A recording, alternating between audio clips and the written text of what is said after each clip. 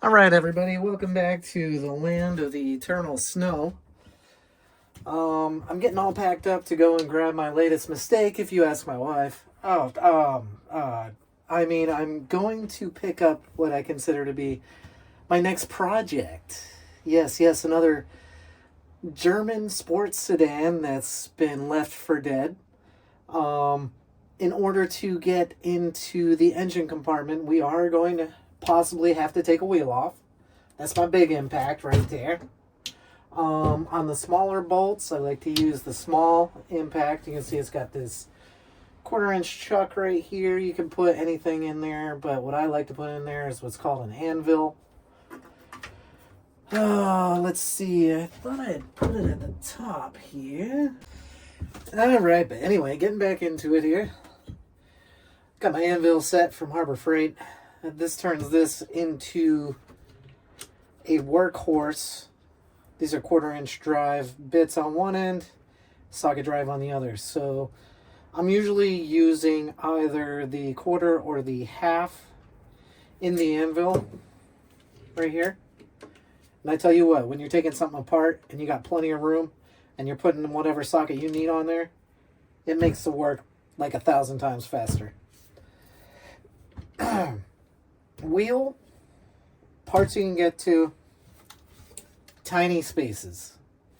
This thing has come in handy so many times, like a heat shield behind exhaust when you got to get to like, 10 millimeter bolt on the back side, and you got your firewall here, and then you got your exhaust heat shield right here, and there's only enough room for that bolt. This thing comes in super handy. Now there's one thing I want to tell you though, is I am not brand loyal, even though it looks like I am. We actually get these tools because when you get them, you get like a bunch of batteries and a charger. This one right here is a brushless impact.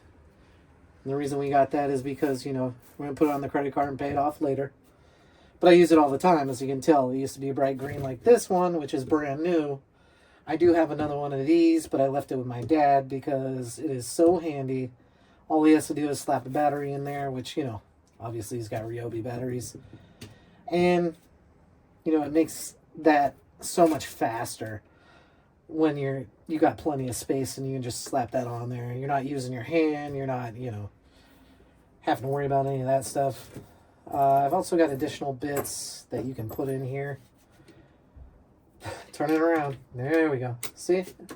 Lock the anvil in, then you've got a T drive, the 1/4-inch.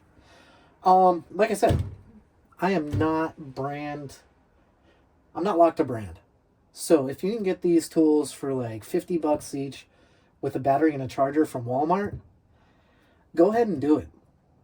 And especially if it says brushless on it, it should last you that much longer.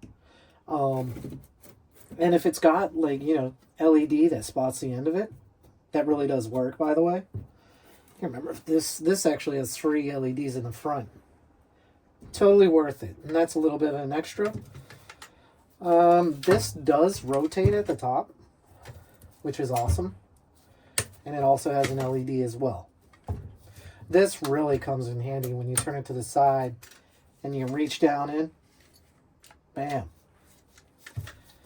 Yeah, so there you go. There's my power tools for working on cars. Like I said, you can hit up Walmart for more affordable, but it makes life so much easier. You're just zipping a wheel off the lug nuts, and then if you got a never-ending bolt that's, easy to access, all you're doing is hitting a trigger. But yeah, that's it for today. I hope you learned something. And like I said, hit up whatever brand you want. Save yourself some money. Because if you're doing it as a hobbyist and like an everyday thing, this will get you by. And it could get you by for cheap. So, like I said, we're going to be chasing another German sports sedan. And we are definitely buying it broken. Have a great day, everybody.